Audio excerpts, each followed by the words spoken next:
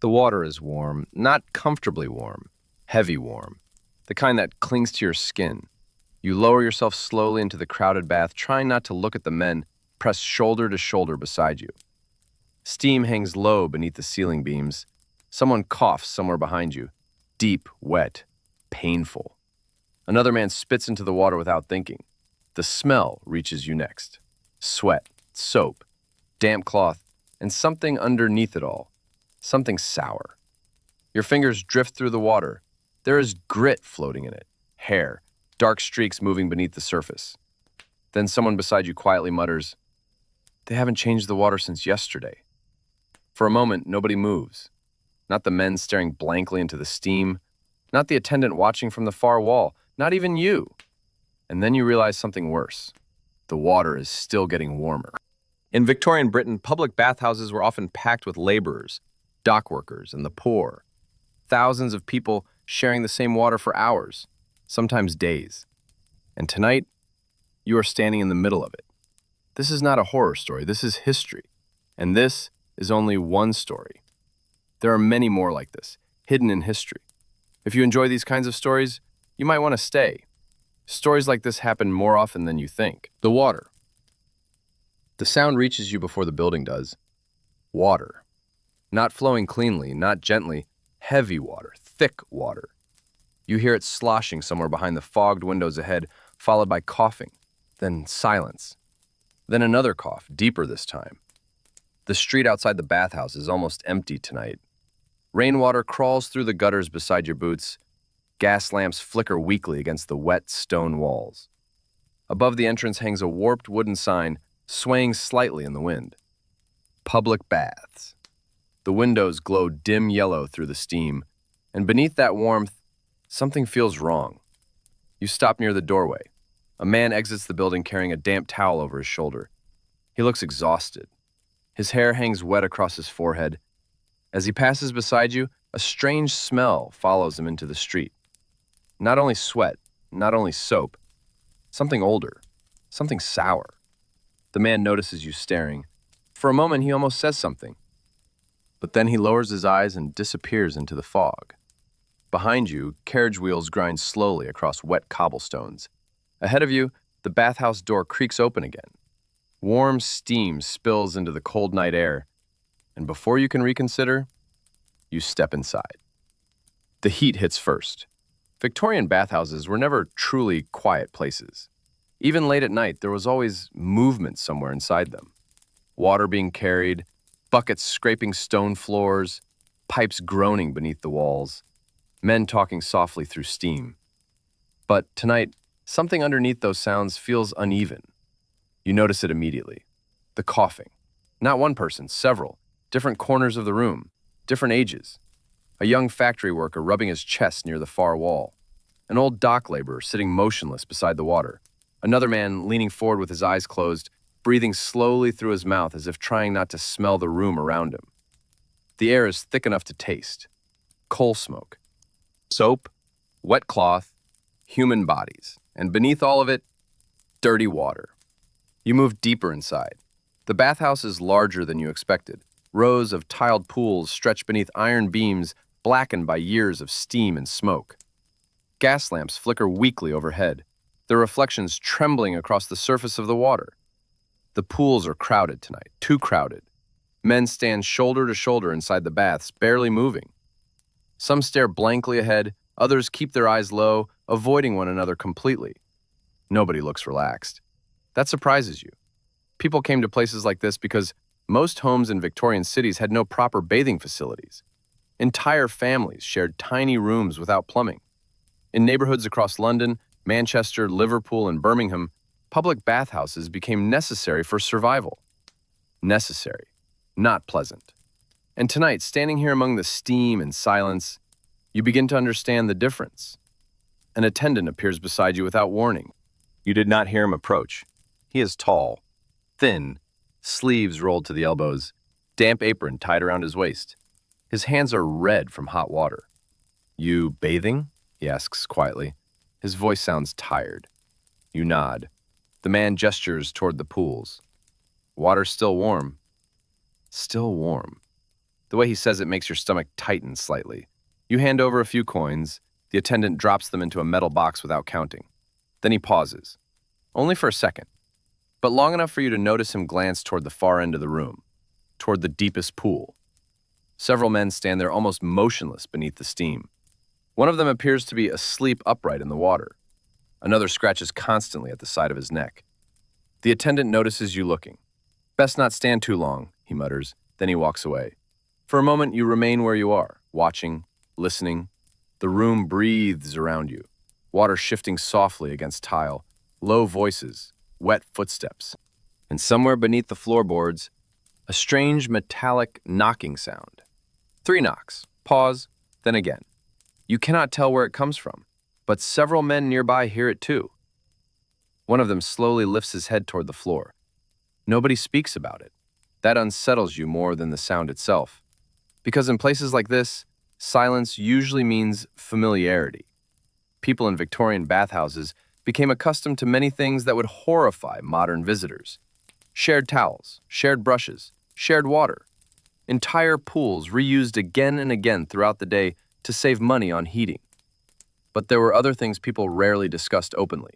Skin infections, fever, rashes spreading through crowded districts, and sometimes worse things. You remove your coat slowly. The wooden bench beneath you feels damp. Someone nearby begins coughing again, longer this time. You glance toward the sound. A young man sits alone near the corner, staring weakly into the steam. His lips are pale. Tiny droplets of water cling to his eyelashes. An older laborer beside him quietly shifts farther away. No words exchanged, no argument, just distance. That, more than anything, tells you how fear worked in places like this. Not panic, avoidance, slow avoidance. People pretending not to notice sickness while quietly moving away from it. The coughing stops, for now. You roll your sleeves higher, steam beads across your skin immediately. The room feels hotter than before. Or perhaps the air simply feels heavier now. You step toward the nearest pool. The water moves gently against the tiles as men shift inside it. Dark reflections ripple beneath the surface. At first glance, it almost looks normal, until you kneel closer. Then you see it. Tiny things floating slowly through the water. Loose hairs, gray threads, clouds of dirt drifting beneath the surface. You stare longer and realize something else. The water is not being drained. Not tonight, perhaps not recently. A man beside the pool notices your expression. He laughs quietly through his nose. "First time?" You nod. The man wipes sweat from his forehead with one trembling hand. You stop noticing after a while. You're not sure whether he means the smell or the filth. He lowers himself deeper into the water until only his mouth remains visible. For a moment, his eyes remain fixed on you through the steam. Then he says something softly, almost too softly to hear. "They say the deep pool's worst." You glance toward the far end again. The deepest bath sits partially hidden beneath shadows and steam. Several figures stand inside it, motionless. One of them appears to be staring directly toward you. Then another burst of coughing echoes through the room. This time closer, you turn. The pale young man near the corner bends sharply forward, gripping the edge of a bench. Water drips from his lips onto the floor. Nobody helps him. Nobody even moves. The attendant appears again almost immediately. Too quickly, as if he had been waiting for it. He crouches beside the young man, checks his forehead, then quietly says something you cannot hear. The young man nods weakly. Moments later, he is guided toward a side doorway, disappearing deeper into the bathhouse, away from the others, away from the light. You watch until the door closes behind him, and suddenly, the room feels quieter. Not safer, just quieter. The metallic knocking beneath the floor returns again. 3 slow knocks. Pause. 3 more. Tonight, you do not yet understand what that sound means. But before this night ends, you will hear it again. And when you finally discover where it comes from, the water around you will no longer feel like the worst thing inside this building. The deep pool. The deeper you move into the bathhouse, the darker the air becomes. Not darker from night, darker from steam. The heat thickens beneath the ceiling beams until the gas lamps overhead begin to blur into pale circles of light. Moisture gathers on your eyelashes. Water drips steadily from iron pipes running along the walls. Somewhere nearby, a valve hisses softly. Then silence again. You pass rows of wooden benches crowded with damp towels and work clothes. Boots line the floor beneath them in uneven rows. Factory boots, dock boots, coal-stained boots.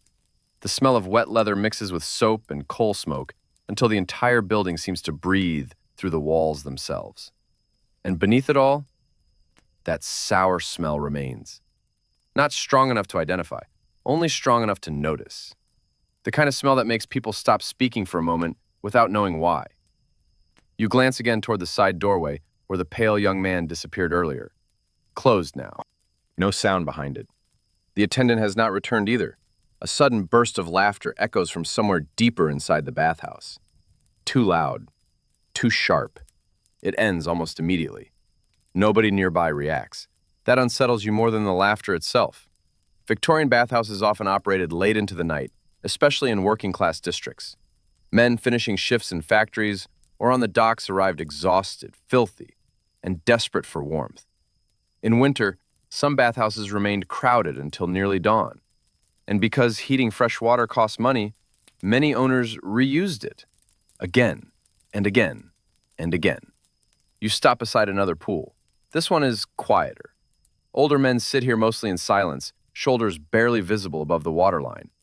Steam drifts around their faces like fog moving through gravestones. One man stares downward without blinking. Another slowly scrubs coal dust from beneath his fingernails with a small brush. Neither acknowledges your presence. Then you notice something strange.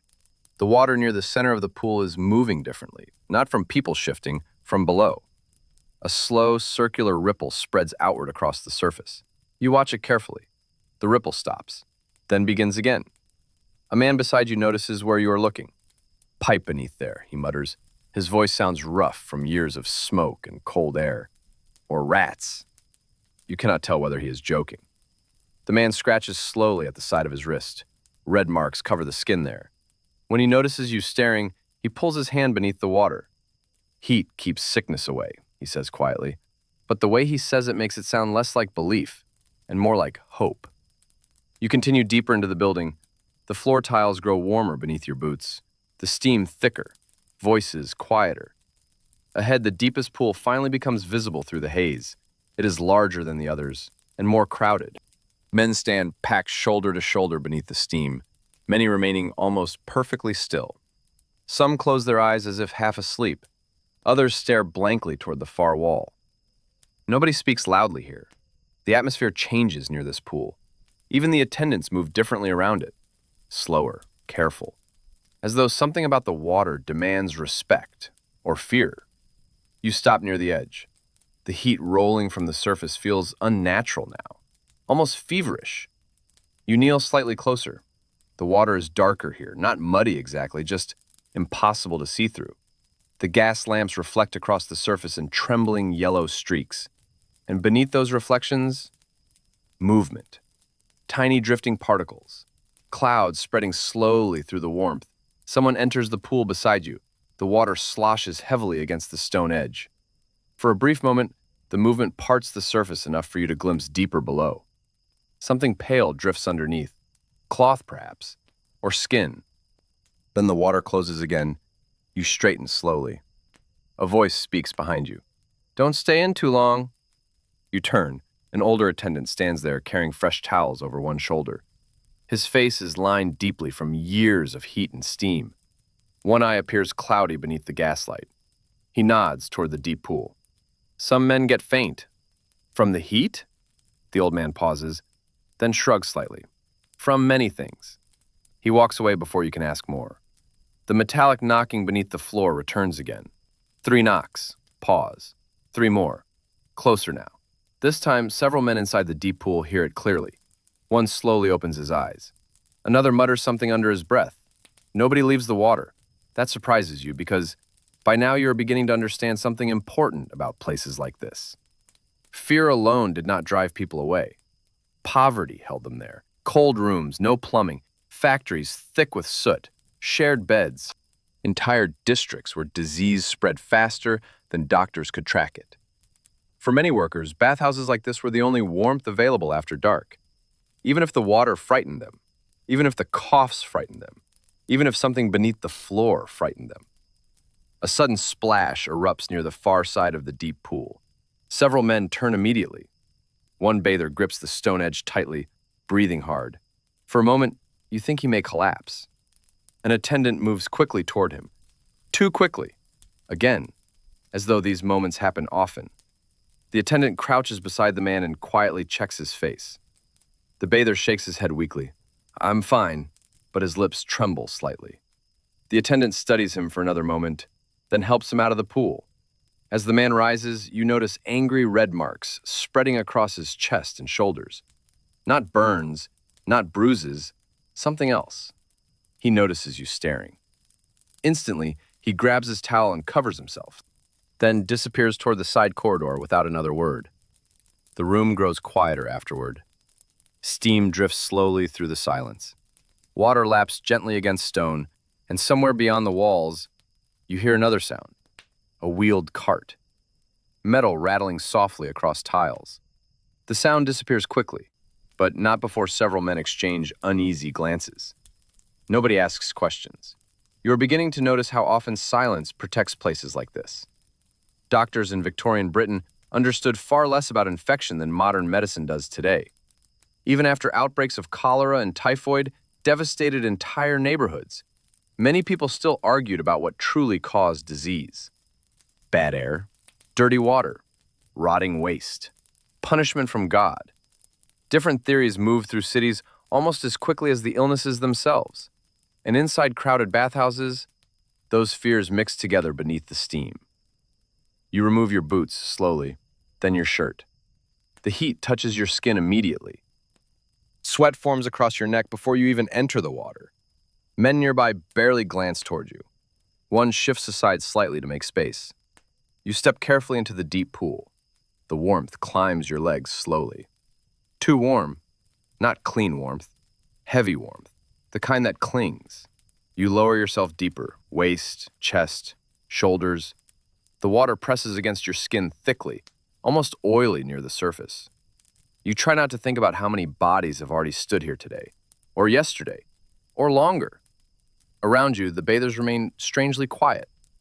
One old laborer nearby stares into the steam and whispers softly, "Warmer tonight." Another answers without looking at him, "They added more." More what, you almost ask. But something stops you, because both men suddenly fall silent, and slowly, very slowly, you begin to realize something worse than the filth. The attendants are watching the deep pool constantly, not casually, carefully, as though waiting for something to happen. Tonight you still do not understand why, but before dawn, you will. And when you finally learn what lies beneath the water pipes under this building, the knocking beneath the floorboards will make perfect sense. The heat below. The water does not cool. That is the first thing you notice after several minutes inside the deep pool. In fact, it grows warmer, slowly, almost carefully. At first you think your body is simply adjusting to the temperature, but then another man nearby wipes sweat from his forehead and mutters quietly, "Too hot tonight." No one answers him. Steam thickens above the surface until the far end of the bathhouse begins disappearing entirely behind white haze. The gas lamps overhead flicker weakly through it, stretching across the water like dying stars beneath fog. Around you, bodies barely move. Some men close their eyes, others stare into nothing. One laborer near the wall breathes through his mouth in slow, controlled pulls, as if the air itself has become difficult to trust. And somewhere beneath the water, you feel vibration. Very faint, almost gentle, but steady. You glance downward instinctively. The dark water hides everything below your chest. Still, you feel it again, a trembling beneath your feet. Then, 3 knocks, muffled, directly under the pool this time. Several bathers react immediately. One opens his eyes sharply. Another turns toward the attendant standing along the wall. Nobody speaks. That's silence again. That same practiced silence. The kind shared by people who already know something is wrong. Victorian bathhouses depended on enormous heating systems buried beneath the floors. Coal furnaces burned constantly beneath iron boilers, sending hot water and steam through pipes hidden under stone and tile. But many buildings were old, poorly ventilated, poorly cleaned, poorly repaired. And when something failed beneath the floor, people above often noticed long before owners admitted it. You shift slightly deeper into the water. The surface clings strangely to your skin now. Not smooth, not clean, almost greasy. You try not to imagine what has soaked into this pool over the years. Factory soot, dockyard filth, open wounds, sweat from hundreds of exhausted bodies, and perhaps worse things. A low hiss suddenly echoes through the room. Steam bursts briefly from one of the iron pipes near the ceiling. Several men flinch instinctively. The attendants do not. That unsettles you, because men only stop reacting to danger after seeing it many times before. A figure lowers himself beside you into the water. Older, heavy shoulders, gray stubble across his jaw. He exhales slowly as the heat surrounds him. "Busy tonight," he mutters. You nod slightly.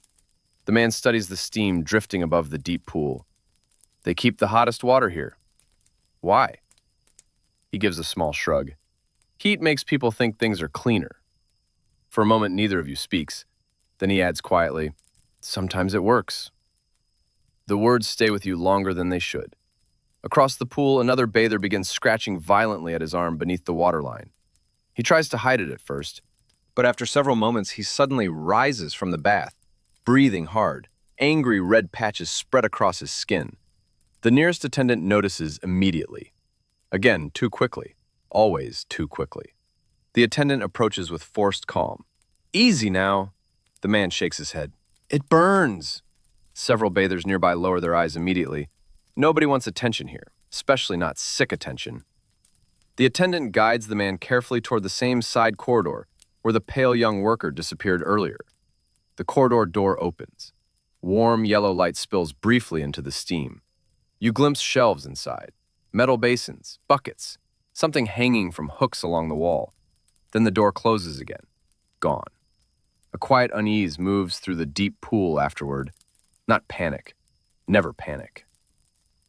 Victorian working-class districts lived too close to sickness for panic. Fear became slower there, heavier. People learned to continue eating beside illness, sleeping beside coughing, working beside fever, because survival rarely offered alternatives. But tonight, the fear inside this building feels different. It feels organized, managed, as if the attendants know exactly how much fear people can tolerate before they leave, and exactly how much they must hide. The knocking beneath the floor returns again. 3 slow knocks. Pause. 3 more. Closer now. This time you feel the vibration through the water itself. The older man beside you notices your expression. "You hear it too?" You nod. He stares toward the tiled floor silently for a moment, then says, "They say pipes shift when the pressure rises." "But you don't believe that." The old laborer gives a tired smile. "No." He lowers his voice slightly. "There's another story." You wait. The man glances toward the attendants first. Only then does he continue. "Years ago, a boiler burst beneath another bathhouse across the river. Steam, pressure, scalding water. He gestures slowly beneath the pool. Men boiled alive before they could climb out. The water suddenly feels hotter around your chest. The man notices. That's not the part people remember." You look at him carefully. "What do they remember?" He pauses. Steam drifts between you both. Then he says quietly, "They heard knocking under the floor before it happened." For several seconds you hear nothing except water shifting softly around the pool. Then, another hiss from beneath the tiles. Longer this time. A few bathers exchange uneasy glances. One quietly climbs out of the water, then another. Not many. Just enough for you to notice. The attendants notice too. One immediately moves toward the men leaving. "Water's safe," he says calmly. Too calmly. "You'll freeze out there." One of the laborers hesitates, then slowly steps back into the pool. You watch this happen in silence, and for the first time tonight, you begin wondering whether the attendants are protecting the bathers or protecting the bathhouse itself. A cart rattles somewhere beyond the corridor again. Metal wheels over stone. Then a sudden cough erupts nearby, violent, wet. A young man near the edge doubles over sharply, gripping the side of the pool. Dark liquid splashes into the water beneath him. The bath falls silent. Even the steam seems still. The young man stares downward in horror. An attendant reaches him almost instantly. Too instantly. The worker tries speaking but cannot stop coughing long enough. Several bathers quietly move farther away through the water. Nobody touches him. Nobody wants to. The attendant wraps a towel around the young man's shoulders and leads him toward the corridor. As they pass beside you, you smell something metallic beneath the steam. Blood. The corridor door opens again. This time you glimpse more than shelves. You glimpse another door farther inside. Heavy iron hinges. And beneath it, water spreading slowly across the floor. Dark water. The corridor closes again before you can see more. Around you, the deep pool grows quieter than before. Nobody speaks above whispers now. Some stare toward the corridor, others toward the floor beneath the water. And somewhere below your feet, something shifts heavily beneath the pipes. Not a pipe vibration this time, something larger.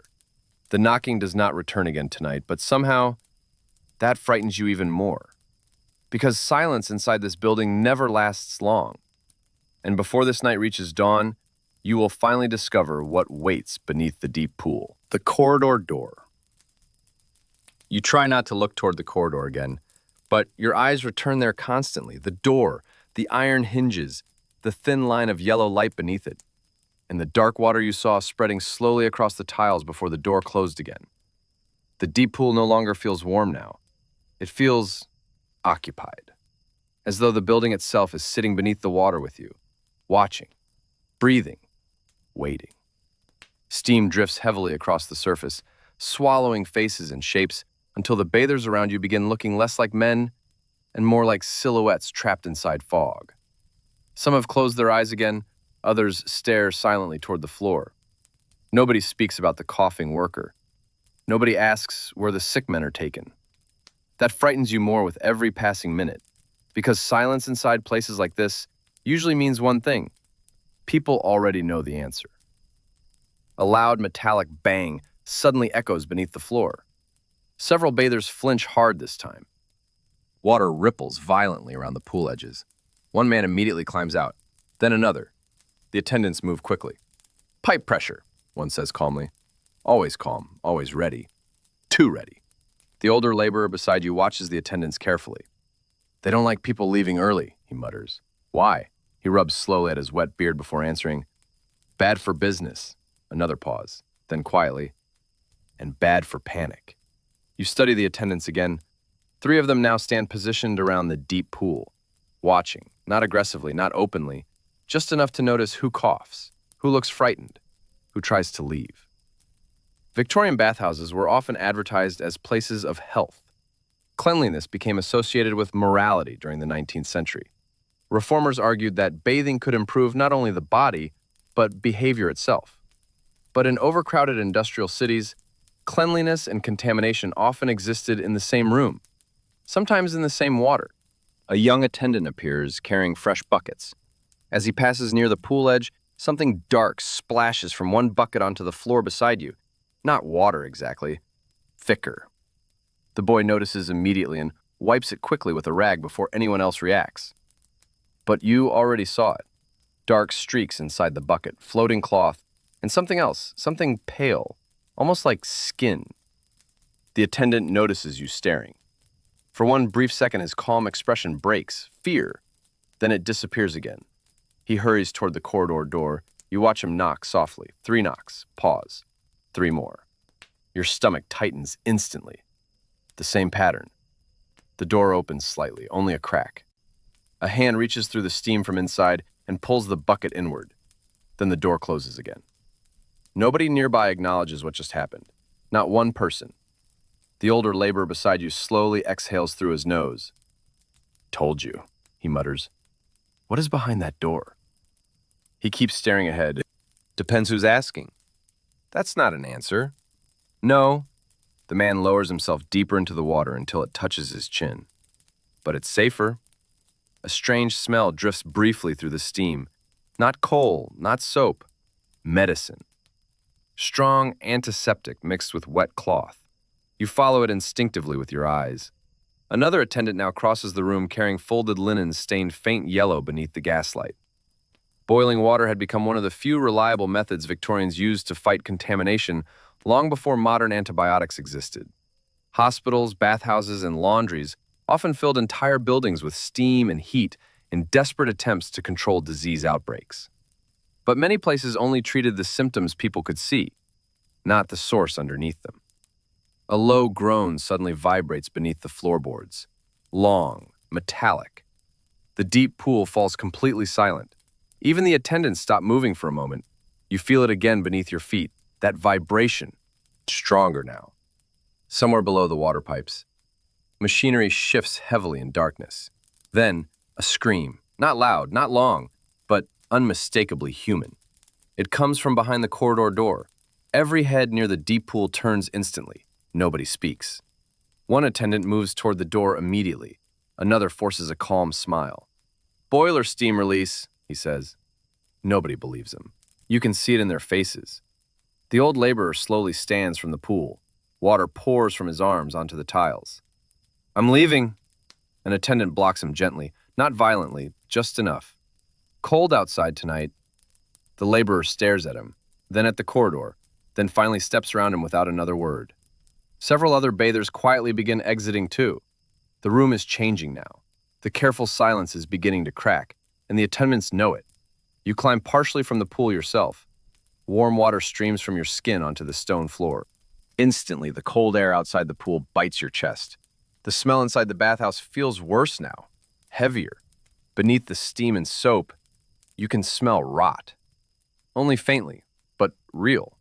A worker near the benches whispers quietly to another man, "They brought doctors in last week." The other man answers, "No, students." You look toward them sharply. Medical schools in Victorian Britain desperately needed bodies for anatomical study. Hospitals overflowed during disease outbreaks, and some districts developed quiet arrangements between institutions desperate for medical specimens and workers desperate for money. Most citizens never saw those arrangements directly, but rumors traveled quickly through crowded neighborhoods, especially around places where sick people gathered. The workers stop talking immediately when they notice you listening. Again, that silence. Always silence after the dangerous parts. The corridor door opens suddenly. Everyone nearby freezes. Two attendants emerge carrying another man between them. His feet drag wetly across the tiles. His eyes remain half open. Steam curls from his skin. For one horrifying second, you think he may already be dead, but then he coughs weakly. The attendants move him quickly across the room toward another exit near the rear of the building. You notice something hanging loosely from his wrist as they pass. A cloth band, numbered. The man's head rolls slightly toward you. His lips move weakly. You lean closer instinctively, just enough to hear him whisper, "Don't go below." Then the attendants pull him away into the steam. Gone. Your pulse quickens immediately. Below. Not behind the corridor, below it. The metallic groan beneath the floor returns again, louder now, and suddenly you realize something terrible. The knocking you've heard all night is not random. It is communication. 3 knocks. Pause. 3 more. Someone beneath the bathhouse is answering. The attendants know it, the workers know it, perhaps everyone here knows it except you. And tonight, you are beginning to understand why nobody wants to explain what lies beneath the deep pool. Because once you see it, you may not leave this building either. Below the floor. You cannot stop thinking about the words. Don't go below. They repeat inside your head even after the sick man disappears into the steam. Around you, the bathhouse tries to continue pretending nothing has changed. Water still laps softly against stone. Attendants still move with practiced calm. Men still sit silently beneath the steam as though this night is no different from any other. But now, you notice something impossible to ignore. People are avoiding the center of the deep pool, not openly, not suddenly, just gradually, quietly shifting toward the edges, away from whatever lies beneath the floor. The heat feels worse now outside the water. Your damp skin cools too quickly in the open air, forcing you to step carefully across slick tiles toward the benches again. Steam clings to your chest. Somewhere overhead, pipes groan softly behind the walls. And beneath those sounds, Movement. Heavy movement. Directly below you. A worker near the benches notices you listening. He lowers his voice immediately. You hear it too. Not a question. You nod. The worker glances toward the attendants before speaking again. They keep coal below. But not only coal. The man studies your face carefully, perhaps deciding how much to say. Then finally, there are rooms under the baths. What kind of rooms? His answer comes quietly. The kind poor people disappear into. Before you can ask more, another attendant enters carrying folded blankets over one arm. The worker immediately falls silent and looks away. Again, always silence. Always fear stopping conversations before the important part. Victorian cities depended on hidden systems beneath the streets above them. Coal tunnels, drainage channels, storage rooms, boiler chambers. Endless dark spaces beneath factories, hospitals, lodging houses, and bathhouses. Most visitors above never thought about what existed underneath, but workers did. Workers always knew, because workers heard the sounds through the floor at night. A low whistle suddenly cuts through the steam. One attendant near the corridor answers with 2 short knocks against the wall beside him. Then, from below, 3 slow knocks return. The room falls quiet again. You are no longer imagining it. Someone beneath the bathhouse is communicating with them. The realization spreads visibly across several bathers now. One old laborer immediately stands from the pool and begins dressing without speaking. Nobody tries stopping him this time. The attendants are losing control of the calm. You sit slowly on the damp wooden bench. Nearby, another man wrings dirty water from his towel into a bucket already dark with grime. The water spilling from the cloth looks almost brown beneath the gaslight. You suddenly remember something historians rarely describe cleanly when discussing Victorian public hygiene. Many bathhouses did not fully replace water every day, sometimes not even close. Heating enormous quantities of fresh water cost too much money. Owners reused bathwater repeatedly, especially in poorer districts. By the end of busy evenings, the pools often contained layers of sweat, soot, skin, oils, industrial dirt, and disease. People knew it, yet they still came, because freezing in overcrowded tenements carried its own dangers too. Outside the bathhouse, winter sickness spread rapidly through damp, working-class neighborhoods. Pneumonia, influenza, tuberculosis, cholera outbreaks lingering in memory long after epidemics officially ended. Warmth itself became addictive, even dangerous warmth. You hear coughing again, closer now. A teenager no older than 16 sits hunched near the wall, wrapped in a towel too thin for the cold air. His lips tremble slightly as he stares toward the deep pool. An older man beside him whispers, "You should leave." The boy shakes his head weakly. "No fire at home tonight." The older worker says nothing after that, neither do you. Because for one terrible moment, you understand exactly why people remain here despite the fear. Warmth. Only warmth. The attendants know this too. That may be the worst part. Steam thickens again overhead, then suddenly the lights flicker. Several gas lamps dim at once. The deep pool falls partially into darkness. A ripple of unease moves instantly through the bathers. One attendant hurries toward the wall valves. Another stares directly at the corridor door, waiting. Then, a loud metallic slam erupts beneath the floor. The tiles beneath your boots vibrate sharply. Somebody gasps. A man near the deep pool whispers, "God help us." The attendants begin moving faster now. No more calm pacing, no more pretending. One carries fresh coal toward the corridor. Another drags a wheeled cart covered in wet cloth toward the rear door. As the cart passes beneath the gaslight, you notice dark stains soaking through the fabric. The smell hits seconds later. Rot. Sharp. Heavy. Not sewage. Not dirty water. Something older. Something human. The cart disappears through another doorway before anyone reacts openly. But now the silence inside the bathhouse feels completely different. No longer controlled, fragile, ready to break. Tonight, you are the man standing in a room where everyone knows something terrible is happening beneath the floor, and nobody dares speak first. The older laborer from earlier suddenly returns beside you. His wet beard glistens beneath the gaslight. "You should leave." You said that already. This time I mean now. You study him carefully. "What's below us?" The man hesitates. For several seconds, he simply listens to the sounds beneath the floorboards. Then quietly, years ago, this building stored bodies during the cholera outbreaks. Your chest tightens immediately. In the cellar? The laborer nods once. Temporary storage, overflow from the hospitals. Victorian hospitals often collapse beneath the weight of epidemic outbreaks.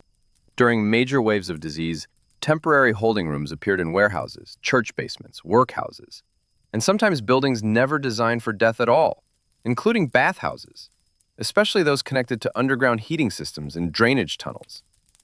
They cleaned it afterward, the laborer says quickly, but he does not sound convinced. Mostly. The word hangs inside your mind like fog. Another knock echoes beneath the floor, this time directly under the benches. Several bathers stand immediately. One whispers, "That's closer." The attendants hear it too. One disappears through the corridor door at once. You watch carefully before the door closes. This time you see stairs, narrow stairs descending underground. Steam drifts upward from below them, and for one brief second, you hear coughing from beneath the floor. Multiple voices, not one person, several. The door slams shut again. Your pulse quickens instantly. There are people below, alive people, or almost alive. A new realization slowly spreads through the room around you. The bathhouse is not simply hiding something beneath the floor. It is still using it. The teenage worker near the wall suddenly stands too quickly. He sways. One attendant catches him before he collapses. "You're burning up," the attendant mutters. The boy shakes violently now beneath his towel. "Please." The attendant glances toward the corridor, then toward the other workers watching. You see the decision happen in his eyes, the calculation. Finally, he whispers, "Take him below." Two attendants appear immediately, two immediately. They lift the boy gently beneath the arms. The teenager notices the corridor door opening. Instant terror spreads across his face. "No." One attendant tightens his grip. "You need warmth." "No." The boy begins struggling weakly. Several workers lower their eyes. Nobody intervenes. Nobody wants attention turned toward them. The attendants drag the trembling teenager toward the stairs beneath the bathhouse. And just before the corridor door closes behind him, you hear something from below. Not machinery, not pipes. Breathing. Dozens of wet, exhausted breaths rising through the steam from underground, the fever room. The corridor door does not close completely this time, only halfway, just enough for steam to continue spilling upward from below. And through that narrow opening, you hear it again, breathing, uneven, weak. Many people breathing in darkness beneath the bathhouse floor. Nobody else in the room reacts anymore. That frightens you most of all, because it means this has been happening long enough for people to accept it. The attendants move carefully now, avoiding eye contact with the remaining bathers. One wipes condensation from the gas lamps. Another quietly gathers abandoned towels from empty benches. Several men have already left. You noticed it gradually. One missing face, then another. The deep pool no longer looks crowded, only tired. The old laborer beside you stares toward the corridor. "You still here?" he mutters quietly. "So are you." The man gives a dry smile. "Not for long." Another cough erupts below the floor, then another, then silence again. You cannot stop staring at the open doorway now. The narrow stairs descending underground disappear quickly into steam and shadow. Warm yellow light flickers faintly from somewhere below. And beneath that light, movement. Someone down there is still alive. Perhaps many people. Victorian epidemic wards often blurred the line between treatment and containment. During outbreaks of cholera, typhus, tuberculosis, and influenza, overcrowded districts created desperate solutions. Buildings never intended for medicine became temporary fever rooms. Schools, churches, warehouses, basements. Anywhere warm enough to keep bodies alive. Or hidden, especially hidden. You stand slowly from the bench. The old laborer notices immediately. "Don't. You said yourself people are down there. That's why you shouldn't go." Before you can answer, another attendant appears carrying a metal bucket up from below. Steam curls around his boots as he climbs the stairs. He sees you watching the doorway. For one brief second, fear crosses his face again. Then professionalism returns instantly. "Bath's closing soon," he says calmly, but his hands shake slightly around the bucket handle. The smell following him upstairs is unmistakable now. Medicine, rot, boiled cloth, and fever. You watch droplets spill from the bucket onto the tiles. The water is dark red beneath the gaslight. The attendant notices where your eyes fall. Quickly, he places the bucket behind the wall beside the corridor, hidden, but not quickly enough. Historical shock scene. In several Victorian cities during severe disease outbreaks, overcrowded hospitals quietly transferred fever patients into unofficial holding locations when official wards filled beyond capacity. Some buildings lacked ventilation, some lacked doctors, some lacked proper drainage, and some shared heating systems with public bathhouses. The arrangement remained hidden because panic spread faster than disease, especially among the poor. The attendant closes the corridor door fully this time. But now it no longer matters. You already know what waits below. The question now is worse. How many people? A loud coughing fit suddenly erupts from behind the door. Violent, wet. Followed immediately by shouting. Not angry shouting. Fear. The remaining bathers freeze instantly. One man stands from the deep pool so quickly water crashes onto the floor around him. "I'm leaving." No attendant stops him now. The illusion inside the bathhouse is breaking apart. Another worker whispers, "They should have closed this place days ago." A second answers quietly, "They can't afford to." That simple sentence explains almost everything. Poverty again. Always poverty. The boilers beneath the bathhouse still burn because people need heat. The deep pool remains open because laborers still pay coins to enter. And the fever rooms below remain occupied because the city has nowhere else to put the sick, or nowhere willing. The gas lamps flicker harder overhead. One nearly dies completely before returning weakly to life. Steam thickens around the ceiling beams. The bathhouse feels smaller now, lower, harder to breathe inside. Tonight, you are standing in a building where illness rises through the floorboards with the steam itself, and everyone here knows it. A sudden crash echoes from below. Then footsteps running upstairs. The corridor door bursts open. Two attendants emerge, supporting the teenage boy brought below earlier. Only now, he looks worse. Far worse. His face glistens with sweat. His eyes barely focus, and strange dark blotches spread faintly along his neck beneath the gaslight. The older workers notice immediately. Several step backward instinctively. Fear moves through the room at last. Real fear. One attendant whispers sharply, "Move him through the rear." But the boy suddenly grips the doorway hard enough to stop them. "No more below," he gasps weakly. His voice cracks. "No more." The attendants try pulling him away. Then the boy says something that silences the entire bathhouse. "There are bodies down there." Nobody moves, not even the attendants. Steam drifts silently between the gas lamps. The teenager trembles violently now. "Not dead ones," he whispers. Your stomach tightens instantly. The attendants force him toward the rear exit immediately, but the damage is done. The room has hurt him. One worker crosses himself quietly. Another climbs from the deep pool and begins dressing with shaking hands.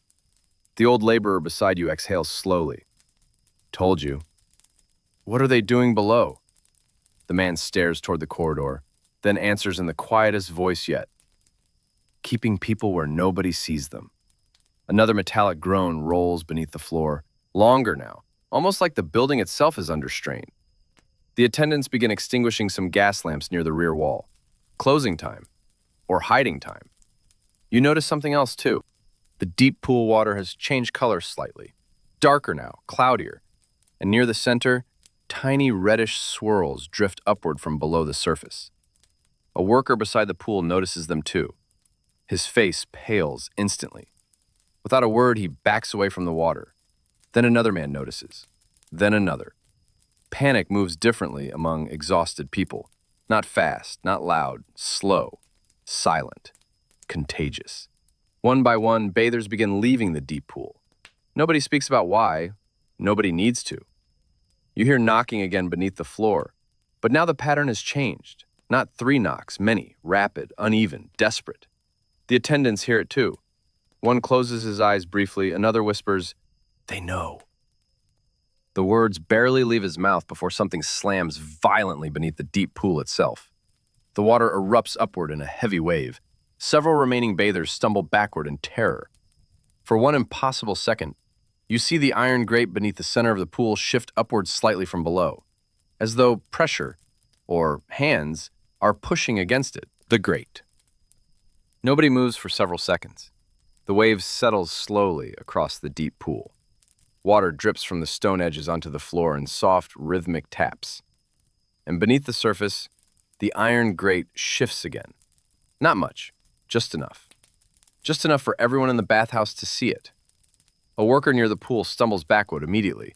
"That's not pressure," he whispers. No one answers him, because now everyone understands the same terrible thing at once. Something below the grate is alive. The attendants move fast now, not calm anymore, not controlled. One rushes toward the valve pipes along the wall. Another grabs a hooked iron rod from beside the corridor door. A third begins shouting for everyone to clear the deep pool immediately.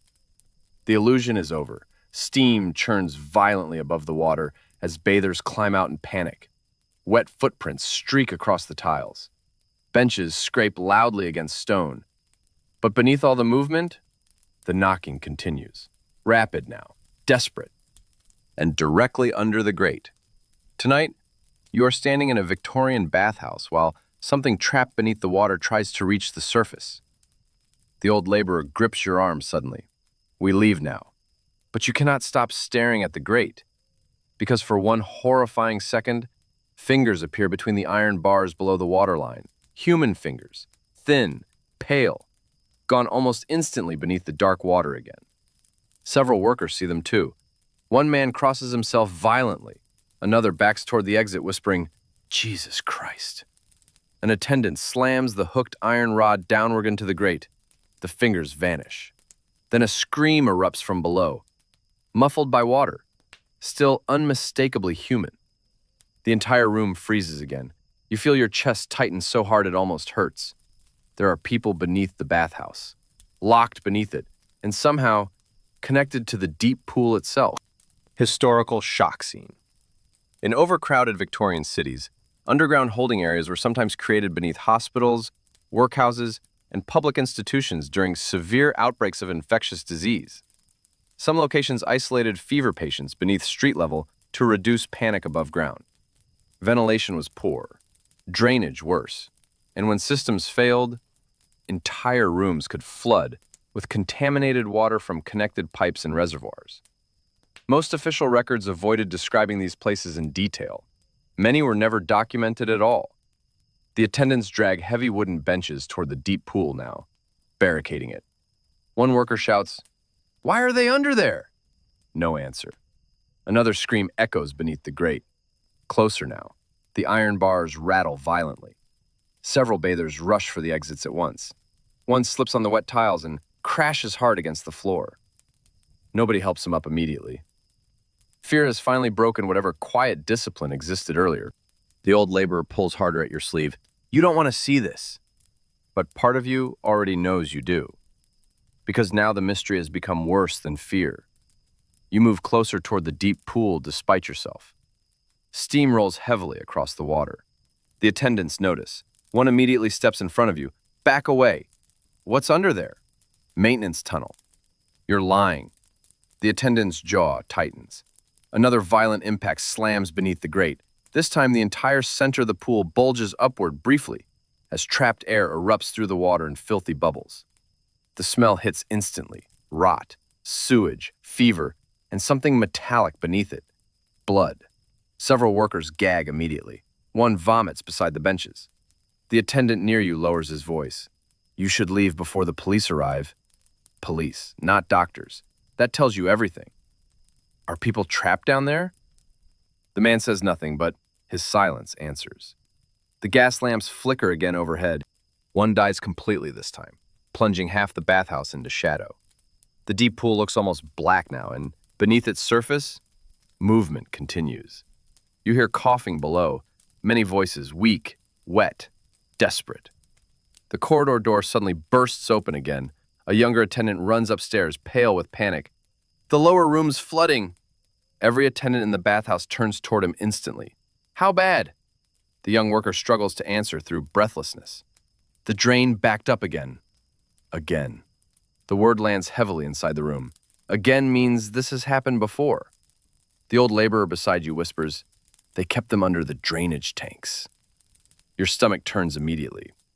Victorian drainage systems often mixed industrial waste, sewage runoff, standing water, and heating overflow through poorly separated underground channels. In poorer districts, contamination spread invisibly beneath the streets long before modern sanitation systems improved urban infrastructure. And beneath this bathhouse, those systems appear connected directly to human beings. Another impact slams beneath the grate, hard enough this time for one corner to lift visibly above the waterline. A hand bursts briefly through the gap, not attacking, reaching. Desperate fingers clawing upward through filthy water toward air and light. Then an attendant smashes the iron rod downward again. The hand disappears. A horrible silence follows, not even screaming now, only water moving beneath the grate. The younger attendant looks sick. "We can't keep them there." An older attendant grabs him sharply by the collar. "We have no beds upstairs." "They're drowning down there." "Lower your voice." The remaining workers hear every word anyway. Fear changes again inside the bathhouse now. No longer fear of sickness, no longer fear of contamination. Now it becomes something older. Realization. The people beneath the floor are not monsters, not corpses, not hidden machinery workers. They are fever patients. Poor people. Abandoned beneath the bathhouse where nobody important has to see them. Steam curls slowly upward around the gas lamps. The deep pool water continues darkening. And somewhere below your feet, someone begins pounding desperately against metal from beneath the flooding chamber underground. Not 3 knocks now, not signals. Survival. You look around the bathhouse, at the exhausted workers, the attendants, the filthy water, the trembling steam, and suddenly you understand the real horror of this place. The city above ground already knows people like these are dying. It simply prefers them hidden below the floorboards. The old laborer stares toward the shifting grate, then quietly says, "This isn't even the first bathhouse they've used." The room falls silent again, because everyone realizes the same thing at once.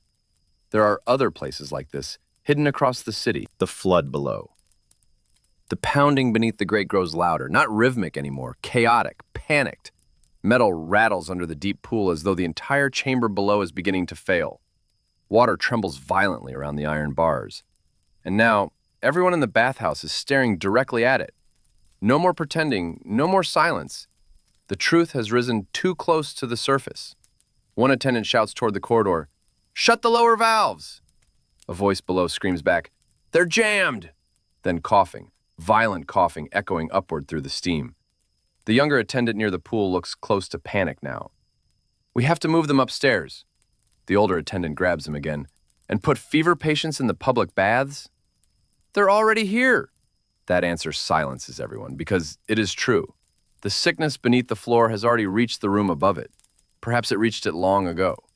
Tonight, you are standing inside a building where the water itself connects the healthy to the dying. Steam thickens suddenly as another pipe bursts somewhere below. Scalding vapor hisses upward through cracks in the floor tiles near the benches. Several workers stumble backward immediately.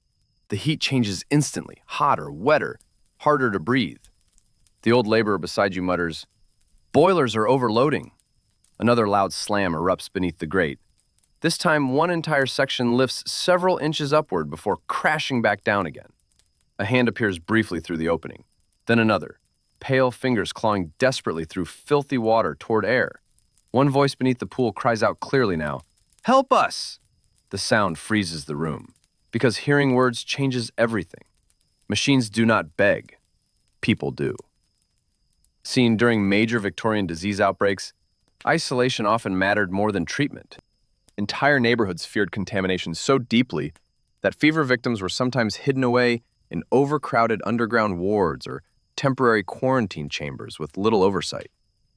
Some survivors later described rooms flooded by drainage leaks, overheated boiler systems, and contaminated standing water. Many accounts were dismissed as exaggerations, others simply disappeared. The attendants drag more benches across the pool, trying to hold the grate down, trying to keep the chamber sealed. You stare at them in disbelief. "They're drowning!" One attendant snaps toward you instantly. "If that grate opens, this whole district panics by morning." Another impact slams beneath the floor, hard enough to shake the gas lamps overhead. One shatters. Darkness spreads across half the bathhouse. Several workers rush for the exits immediately now. Nobody tries stopping them anymore. Fear has escaped containment. The corridor door bursts open again. Steam and shouting flood upward from below. And for the first time tonight, you see the underground chamber clearly. Only briefly, but enough. Rows of narrow iron beds, bodies wrapped in damp blankets, buckets overflowing beside the walls, water spreading ankle-deep across the stone floor. And faces. So many pale faces turning upward toward the light above the stairs. Some alive, some perhaps not. Then attendants slam the door shut again. Too late. Everyone near the deep pool has seen it now. One worker whispers in horror, "There must be dozens." The old laborer beside you shakes his head slowly. More. You suddenly remember the numbered cloth band tied around the sick man's wrist earlier. Not hospital treatment, inventory. The realization chills you harder than the cold air outside the pool ever could. Victorian authorities often counted the poor differently than the wealthy. Workhouses, infirmaries, fever wards, and industrial districts frequently reduced human beings to numbers during outbreaks and overcrowding crises, especially when deaths became too common to track properly. Another scream erupts below, then splashing, heavy splashing. The flooding is getting worse.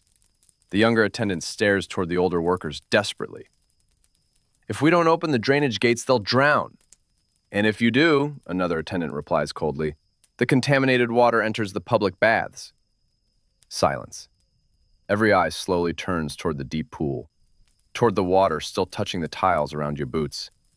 You suddenly understand why the pool grew darker, why the heat changed, why reddish swirls appeared beneath the surface earlier. The drainage system below has already failed. The infected water is already here. A worker near the benches notices it too. He stares at the water dripping from his own hands, then slowly backs away in horror.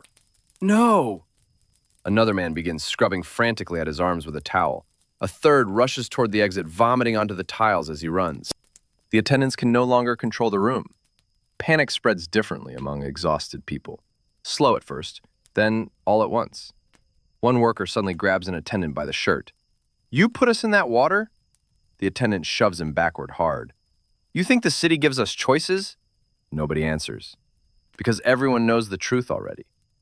The poor rarely receive choices in Victorian cities, only instructions. Another violent explosion of steam erupts beneath the floor. The deep pool water surges upward again, and this time the grate tears partially loose from one side. Filthy water blasts upward through the opening, along with screams. Hands burst through the gap, multiple hands now, weak, shaking, desperate for air. The room erupts. Some workers flee immediately. Others freeze completely.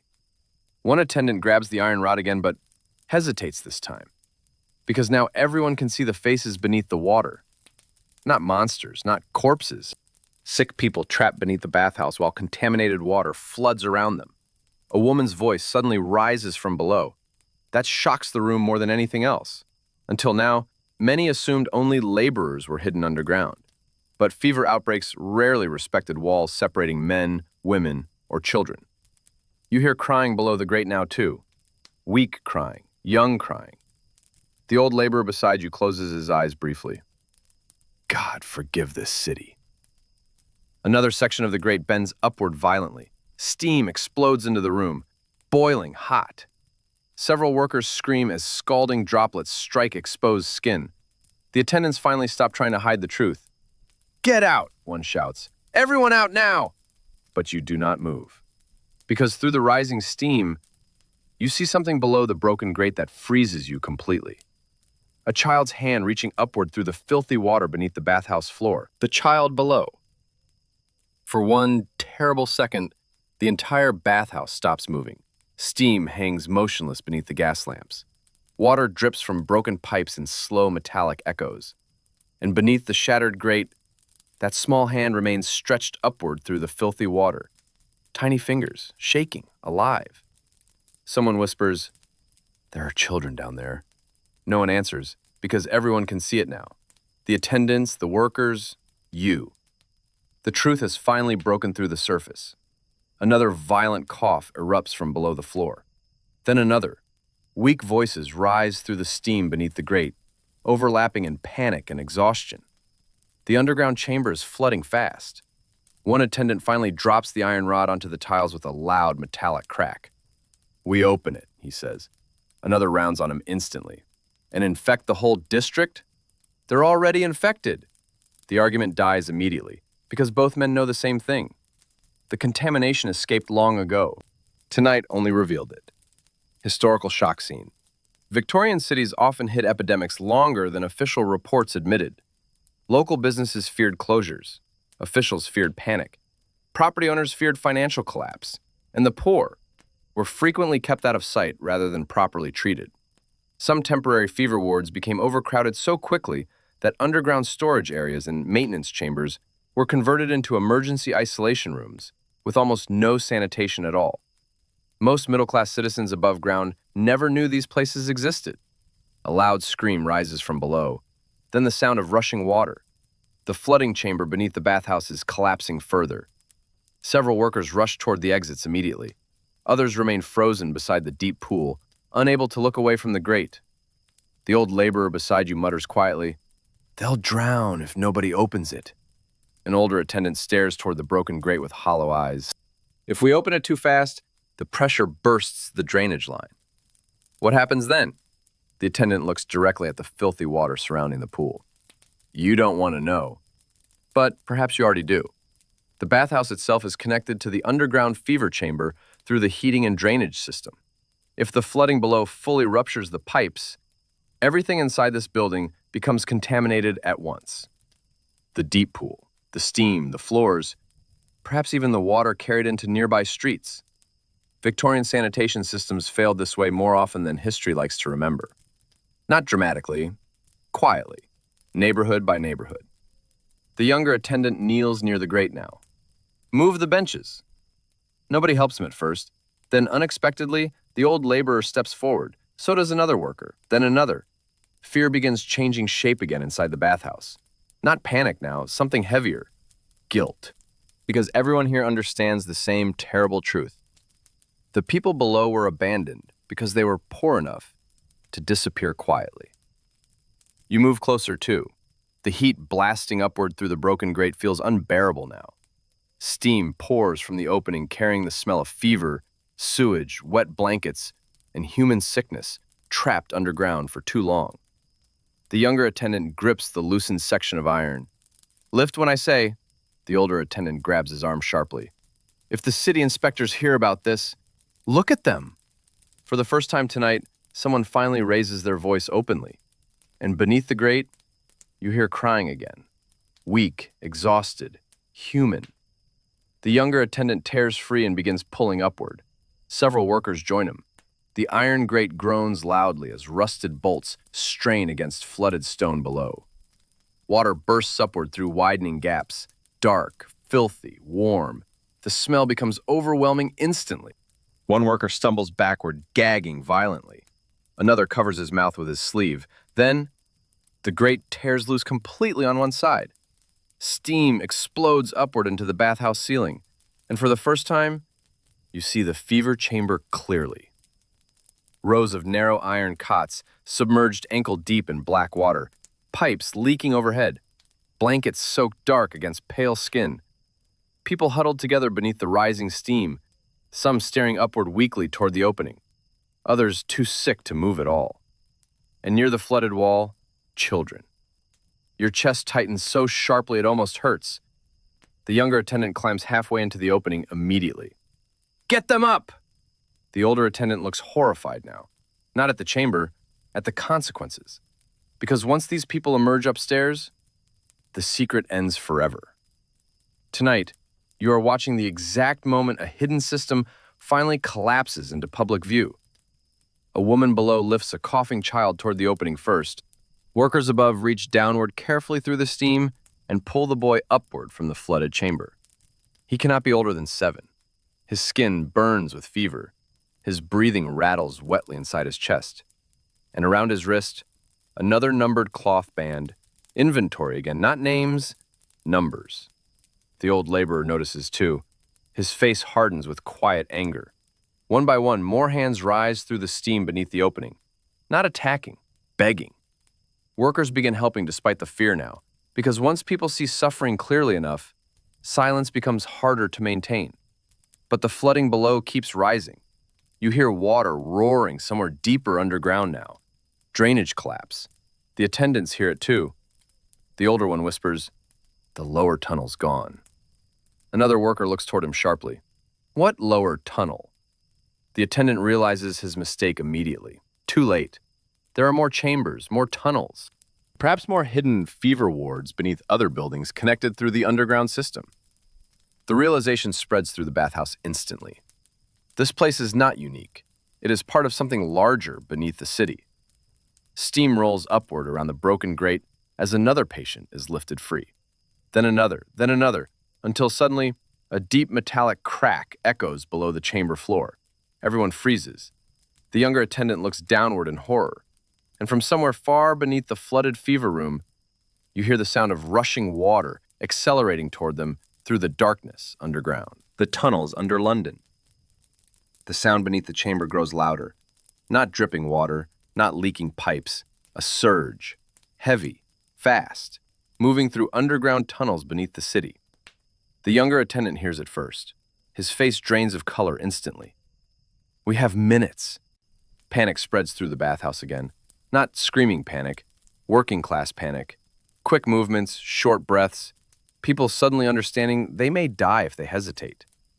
Steam pours upward through the broken grate in thick rolling clouds now. Fever patients continue reaching desperately toward the opening, while workers above pull them out one by one onto the wet tiles. A coughing woman, an old dock laborer barely conscious, another child wrapped in soaked blankets. The air inside the bathhouse has become unbearable, hot, wet, contaminated, and beneath it all, the smell of underground water rushing closer. The older attendant grabs your arm suddenly. "You need to leave." "What's coming through the tunnels?" He hesitates only briefly, then answers, "The overflow channels." Your stomach tightens instantly. Victorian London and other industrial cities built enormous underground drainage systems during the 19th century to manage sewage, storm runoff, industrial waste, and contaminated water from overcrowded districts. But during floods or system failures, those tunnels often reverse direction. Everything below ground could surge backward through connected pipes and chambers, especially in poorer neighborhoods where systems were oldest, especially beneath buildings like this. Historical shock scene. During several 19th century outbreaks, contaminated underground water systems became one of the deadliest hidden dangers in industrial cities. Overflow tunnels connected hospitals, bathhouses, drainage channels, and waste systems through poorly separated infrastructure beneath crowded districts. Entire basement wards reportedly flooded during storms and pipe collapses. Many victims were never officially counted. The younger attendant climbs halfway back into the fever chamber. "Hurry!" The patients below are moving slower now. Too slow. Some cannot stand without help. Others simply stare upward through the steam with exhausted eyes, too weak to understand what is happening. Tonight, you are the man standing above a room full of forgotten people while contaminated floodwater races toward them beneath the city. The old laborer beside you suddenly points toward the far wall. Water, dark water seeping upward between floor tiles inside the bathhouse itself. The tunnels are already backing up. One worker notices it too, then another. Fear moves across the room like cold air. The attendants begin shouting for everyone upstairs to evacuate immediately. But many refuse to leave. Not yet, because people are still trapped below. The younger attendant lifts another child toward the opening. Workers pull her carefully onto the tiles above. Her skin burns with fever, her eyes barely open. And around the room, the remaining bathers begin seeing the underground patients differently now. Not as contamination, not as danger, as human beings. That changes everything. The older attendant notices it too. His voice drops low. "You should never have seen this place." Another deep metallic boom shakes the bathhouse. This time the floor itself lurches slightly beneath your boots. Somewhere below the fever chamber, something enormous has failed. The rushing water sound becomes deafening now. A worker near the exit whispers, "Dear God." Then it arrives. Not fully, just the first surge. Black water explodes upward through cracks beneath the grate, flooding across the fever chamber floor below. Patients scream in terror as filthy water crashes against the iron beds. The younger attendant nearly loses his footing. "Pull them up!" Workers above grab desperately at reaching hands through the steam. The room becomes chaos. Wet blankets, coughing, shouting, boiling steam, and always the smell. Sewage, rot, fever, industrial waste rising from forgotten tunnels beneath the city. The old laborer suddenly grips your shoulder hard. Listen. At first you hear only panic. Then, bells. Faint church bells, somewhere far above the streets outside. Morning approaches. That realization chills you unexpectedly. Because while this hidden disaster unfolds underground, the city above continues normally. Factories preparing to open. Milk carts moving through streets. Workers waking in crowded rooms. Completely unaware of what exists beneath their feet. That thought feels more horrifying than the flooding itself.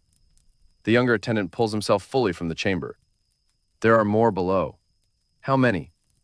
He looks toward the dark opening beneath the grate, then quietly, "We stopped counting days ago." Silence hits the room again. Stopped counting. Not patients, not names, numbers.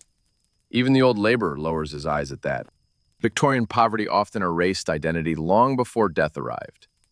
Overcrowded hospitals, workhouses, and fever wards processed thousands through systems too overwhelmed to care who survived individually, especially during epidemics. Especially underground. A violent surge erupts beneath the chamber again. This time, water blasts high enough to strike the ceiling beams. The younger attendant stares downward in horror. The lower tunnels collapsed. What does that mean? He answers without looking away from the opening. It means everything underneath the district is flooding here now. Everything. Sewage, industrial runoff, hospital drainage, contaminated storm channels. The entire hidden bloodstream of the Victorian city rushing toward one overcrowded fever chamber beneath a public bathhouse. Several workers finally flee toward the exits. Others remain helping the trapped patients. The old laborer stays beside you. "Funny thing," he mutters weakly. "What?" "People upstairs always believed dirt stayed with the poor." Another surge explodes upward. The black water spilling from below spreads across the bathhouse floor around your boots now. Warm, filthy, alive with drifting debris. And suddenly you understand the real horror of Victorian cities. Not only the disease, not only the poverty, but the illusion. The illusion that suffering underground could somehow remain separated from the world above it. The younger attendant suddenly looks upward sharply. "What time is it?" Nobody answers. Then from somewhere outside the bathhouse, you hear something terrifying. Voices. Dozens of voices gathering in the street above. People have begun noticing the flooding, and soon they will begin asking what lies beneath this building, what moved under the water. The voices outside grow louder, not panic yet, confusion. People gathering in the street as dark water begins leaking beneath the bathhouse doors and flowing slowly into the gutters outside.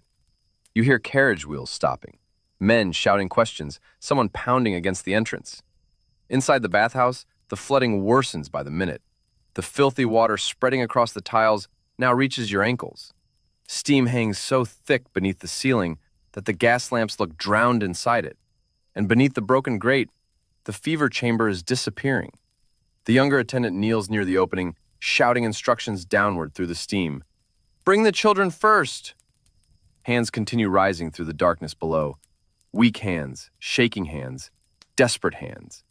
Workers above pull whoever they can reach onto the bathhouse floor, while contaminated water surges upward around them. The old laborer suddenly stares toward the deep pool. "Look!" The center of the bath is collapsing inward. Slowly at first, then faster. The flooding tunnels beneath the chamber are giving way. Cracks spread through the tiles surrounding the grate as underground pressure tears apart the old Victorian drainage system below the building. And suddenly, you remember the very first sound you heard tonight. The knocking beneath the floor. The movement under the water. The thing everyone feared. Now you finally understand. Return hook. The movement beneath the deep pool was never a monster, never machinery, never rats inside the pipes. It was people, trapped people beneath the bathhouse, trying to warn those above before the flooding reached them. The realization hits harder than the smell, harder than the fear, because all night long, human beings were beneath your feet begging to be heard, and the city above ignored them. Historical shock scene. During the 19th century, entire sections of industrial cities often depended on hidden underground systems few citizens ever saw.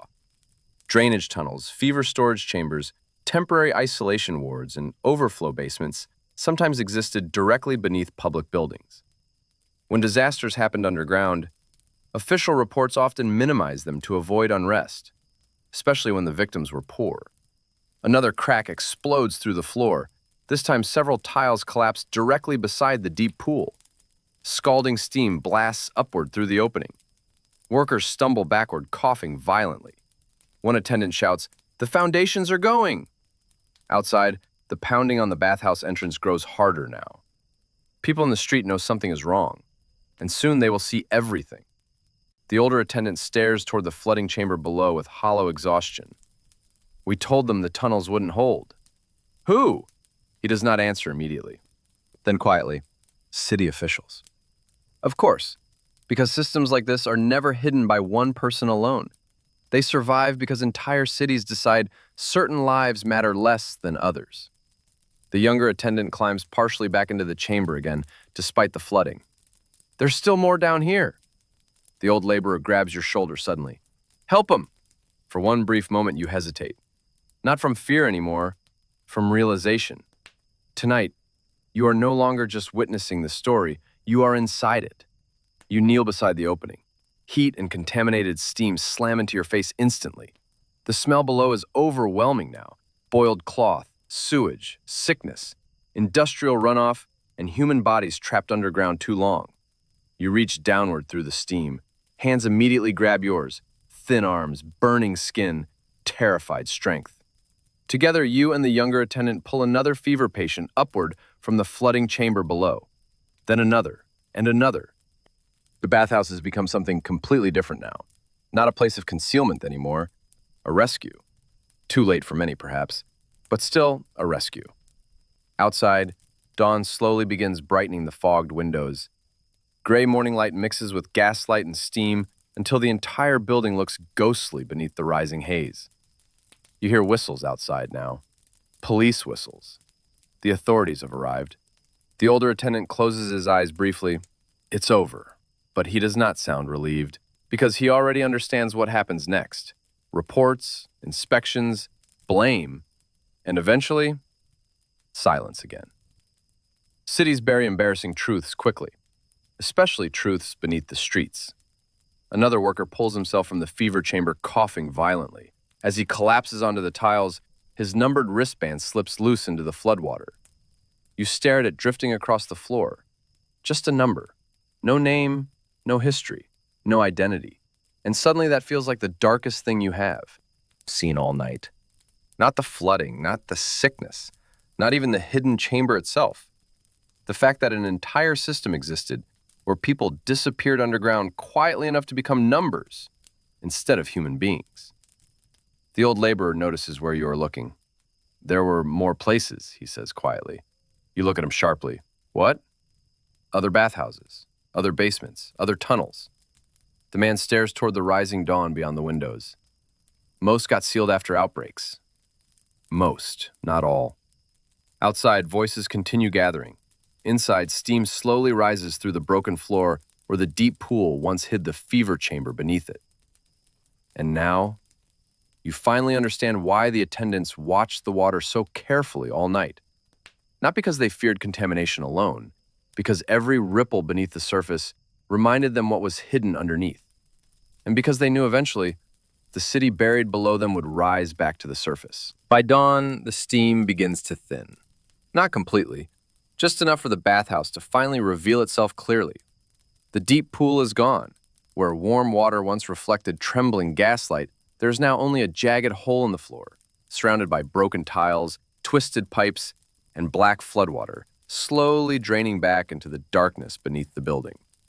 The fever chamber below still breathes weakly through the rising steam. Coughing, movement, human sounds echoing upward from underground. But quieter now, much quieter. Police officers crowd the entrance while city officials argue near the corridor door in hushed voices. Several workers stand wrapped in blankets beside the walls, exhausted and silent. The rescued patients lie together beneath damp cloth near the remaining heat of the boilers. And everywhere, water. Dirty water reflecting the pale gray light of morning. You stand near the shattered edge of the old deep pool, watching steam curl upward from the darkness below. The younger attendant sits nearby with bloodshot eyes and burned hands. He has stopped speaking entirely. The old laborer stands beside one of the fogged windows, staring out toward the waking street. People gather outside now, dozens. Some curious, some frightened, some angry. Most simply staring at the bathhouse as though seeing it properly for the first time. Because once hidden places become visible, cities can never fully pretend they did not exist. Historical reflection. The Victorian period transformed sanitation, medicine, and public health more rapidly than almost any era before it. Massive sewer systems, public baths, fever hospitals, and urban reforms changed millions of lives. But progress rarely arrived equally. Beneath official success stories existed overcrowded wards, hidden outbreaks, contaminated water systems, and temporary underground chambers history often preferred not to describe too closely. Especially in districts where the poor lived close enough together to disappear quietly. A police officer steps carefully around the broken tiles near the opening. What exactly was this place? No one answers immediately, because there is no single answer. A bathhouse, a heating station, an overflow fever ward, a hidden chamber beneath the city, a place where warmth and sickness mixed together until nobody could separate them anymore. The officer eventually turns toward the officials instead. "You'll need this sealed." Sealed. The word echoes strangely through the room, because everyone here understands what sealing really means. Not only closing the building, burying the story again. The older attendant finally speaks quietly from beside the wall. "There are records downstairs." Several officials look sharply toward him. The man continues anyway. "Numbers, transfers, names sometimes." An older city representative immediately interrupts. "That material will be handled privately." Of course it will. The old laborer beside the window laughs once through his nose. Not humor, exhaustion. "Privately," he repeats softly. The younger attendant slowly lifts his eyes toward the broken chamber below. They were alive down there. Nobody answers him, because there is nothing left to argue about now. The city knew. Perhaps not every official, perhaps not every doctor, but enough people knew. Enough to keep the chambers operating beneath the bathhouse, while workers above continued bathing in contaminated water night after night. Enough to keep the poor underground where fear could remain invisible. Outside, morning traffic slowly returns to the streets. Milk carts, factory whistles, horse hooves striking wet cobblestones. London waking above its hidden tunnels once again.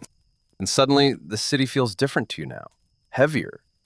Because tonight changed the way you see the ground beneath your feet. Every street, every public building, every warm room filled with steam. You begin wondering how many hidden places existed beneath Victorian cities that never flooded openly enough to be discovered. How many fever chambers stayed sealed forever? How many numbered bands disappeared into underground water without records? How many people vanished beneath the streets while life above continued normally? The younger attendant rises slowly. "There were children." His voice breaks before finishing.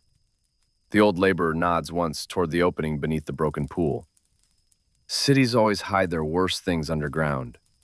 For a long moment, nobody speaks again, only the soft dripping of contaminated water into darkness below. Tonight, you are the man standing above a forgotten chamber, while a city quietly decides how much truth it is willing to admit. A worker nearby notices something floating slowly across the remaining floodwater near the benches. One of the numbered cloth bands. The water carries it gently toward the broken grate before it disappears into the darkness below. Gone again. The old laborer watches it vanish, then quietly says, "People will call this an accident." You already know he is right, because history often survives only in fragments. Official reports, rumors, half-buried testimonies, and places like this, hidden beneath newer buildings until the city itself forgets what once existed below. The morning light grows brighter now through the fogged windows. Soon the bathhouse will empty completely. Soon workers will return to factories. Officials will seal records. Pipes will be repaired. And eventually, someone will build over this place. But the water beneath the city will remain, moving through old tunnels, passing forgotten foundations, touching buried chambers nobody speaks about anymore. And somewhere, under the streets of Victorian London, the earth still remembers the people hidden below the baths. This is not a horror story. This is history.